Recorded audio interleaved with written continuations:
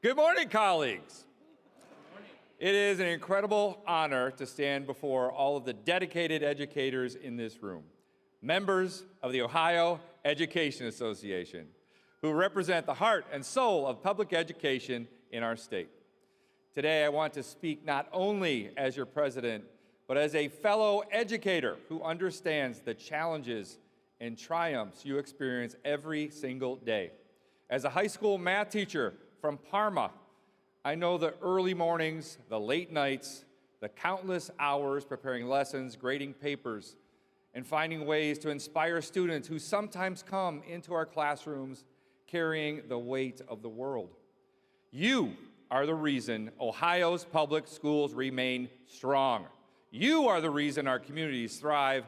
And let me say this clearly, our members are OEA's core. You deserve respect. You are the experts in helping students succeed. You are invaluable to the communities you serve. Every student who walks across a graduation stage owes that moment to an educator who believed in them. Every thriving neighborhood owes its strength to public schools at its center. OEA's success depends on coordinated action across local associations, districts, and our statewide organization. This is the power of collective advocacy. Each level of our union brings unique assets and capacity. And when we work together, we achieve more than any one of us could alone. Think about what happens when a single educator advocates for change. It's powerful, but it can be dismissed. Now imagine hundreds of voices, thousands of voices united behind a common cause. That is what makes OEA strong. That's why, as your president, I am committed to strengthening these connections. This spring, I will launch a listening tour. Working with your district presidents, we'll identify schools and work sites to visit. OEA needs to be a closer partner with members. We need to hear the incredible things you're doing and the challenges you face. Because when we share these stories, we amplify your voices, not just within OEA, but in the halls of the Ohio General Assembly. And let me tell you, lawmakers listen when we speak with one voice. They listen when we bring real stories from real classrooms. They listen when we remind them that public education is not a line item in a budget. It's about student success and strong communities. Lawmakers need to hear what's happening in our classrooms. They need to understand the successes and the struggles. Real-life stories change minds. They remind legislators that education policy isn't abstract. It impacts real students, real families, and real communities. When we talk about funding, we're not talking about numbers on a spreadsheet. We're talking about whether a child has access to a counselor when they're in crisis, whether a student has a hot meal before they take a test, whether a teacher has the resources to make learning engaging and meaningful. These stories matter, and OEA will make sure these stories are heard. And we will take them to the State House, and we will take them to the media, and we will take them to every decision maker who needs to understand that public education is the backbone of Ohio's future. Public education matters. Now let me update you on an issue that affects every one of us, including our members that are in SERS or OPERS, because we don't want you to be affected by the shenanigans like these. Recently, the Ohio General Assembly changed the power structure of the STRS board by appointing 4 additional political appointees. Shame, yes. This was done at 1:45 a.m. during the conference committee for the budget bill, which we believe was done without following the proper legal process. OEA, along with OFT and AAUP, took immediate action. First, we filed a temporary restraining order to maintain the current makeup of the board, and we won. Then we went to court to seek a stay until the case is resolved. Your Secretary-Treasurer, Rob McPhee, was an all-star witness, and the judge granted the stay. That means the STRS board will remain 7 teacher voices and 4 political appointees until this case is resolved. This is a critical victory for educators, and we will keep fighting to protect your retirement security. Another major issue is property taxes. OEA acknowledges that Ohioans need property tax relief, but it cannot come at the expense of public education. Unfortunately, the recently passed state budget underfunded public education by $2.75 billion, leaving the state share at just 32%, the lowest in decades. Meanwhile, over $1 billion of taxpayer money is being spent on Ed Choice vouchers. And it doesn't stop there. You boo. Hey, anytime you want to boo during this thing, that's fine. Or applaud. We could insert that, too. Congress has cut SNAP benefits by $186 billion over the next 10 years. Nearly 1/3 of Ohio students rely on SNAP. As educators, we know hungry students struggle to learn. We don't need statistics to tell us that. We live it. These attacks on public education and essential services are unacceptable.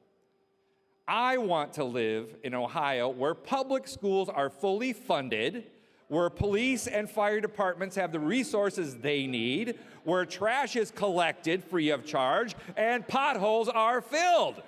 Right, Northeast Ohio? We know about some potholes.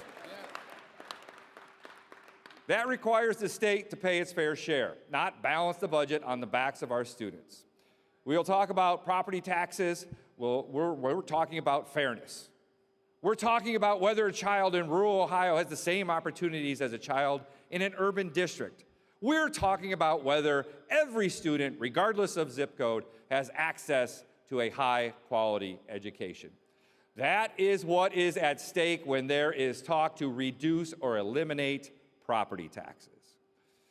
But there are things to celebrate. Let's celebrate the good news. Over 90% of our school districts receive 3 stars or more on the state report card. That means at or above state standards. On November 4th, public education had a great day. Roughly 2/3 of school levies passed, and 80% of pro-public education candidates won their school board races. This proves that Ohio communities believe in their local public schools. They believe in you, the educators serving their kids. That is powerful.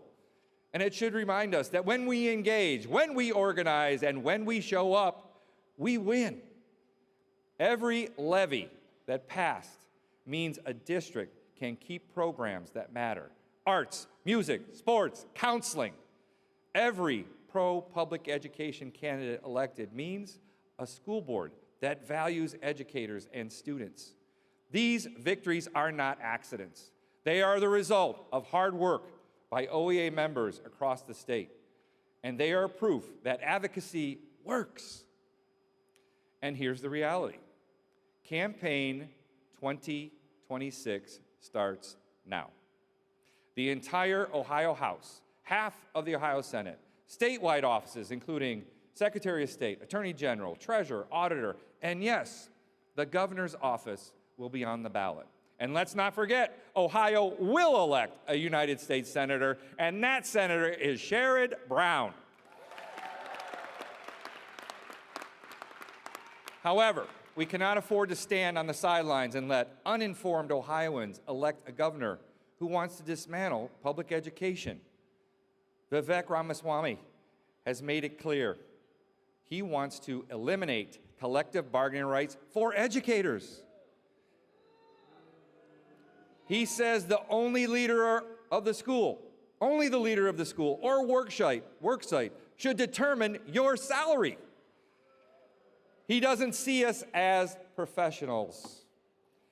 Maybe it's difficult for him to see clearly from the window of his private jet as he travels from Cleveland to Columbus to Cincinnati, but we take I-71.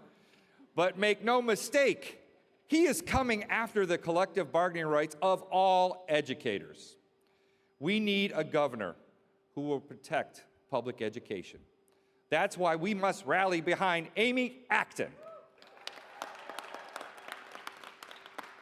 I know we have a process, OEA has a process to endorse candidates, but I don't believe I'm crossing any lines, because the line between these two candidates could not be any clearer.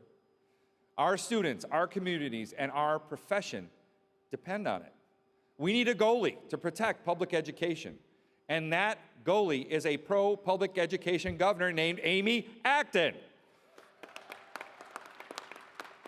This is not about partisanship. It's about whether our students will have the resources they need to succeed. It's about whether educators will have the respect and support they deserve.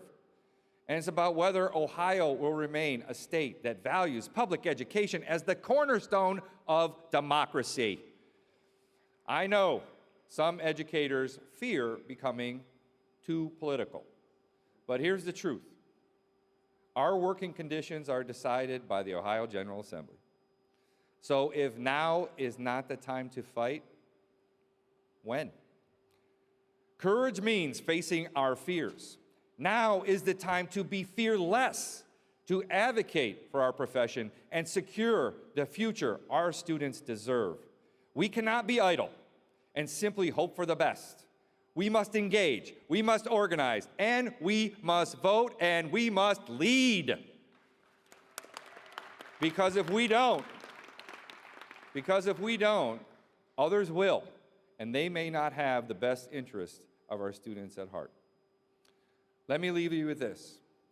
Every day, you change lives. You inspire curiosity, you build confidence, and open doors to opportunity.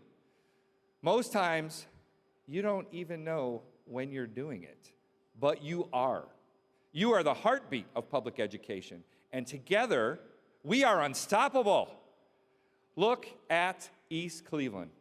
Where are the members of ECA? Stand up. Where are you, East Cleveland? Stand up. See him back there? There's my friend Lillian, Keisha. I see you, Dawn. I see you back there. East Cleveland earned 3 stars on the state report card and are moving toward removal from the Ohio Academic Distress Commission any day now. There was a false narrative out there. Don't believe the false narrative. The false narrative was, those East Cleveland kids can't do it. Those East Cleveland educators can't do it. That East Cleveland community can't do it. But you know what? East Cleveland did it! That's the power of public education. That's the power of public educators. That's the power of OEA. So let's keep fighting. Let's keep organizing. And speaking of organizing, how about Southwestern? Southwestern, you stand up. Southwestern electing 3 pro-public education board members and kicking out a bunch of hostile Board of Education members. Let's keep telling our stories, because public education matters. Our students matter. Our communities matter. And together we will make sure Ohio knows it. Thank you for everything you do, for your students, for your schools, for the future of this great state. And remember, if not us, who? If not now, when? The time is now. Let us rise together and make history in 2026, OEA. Thank you.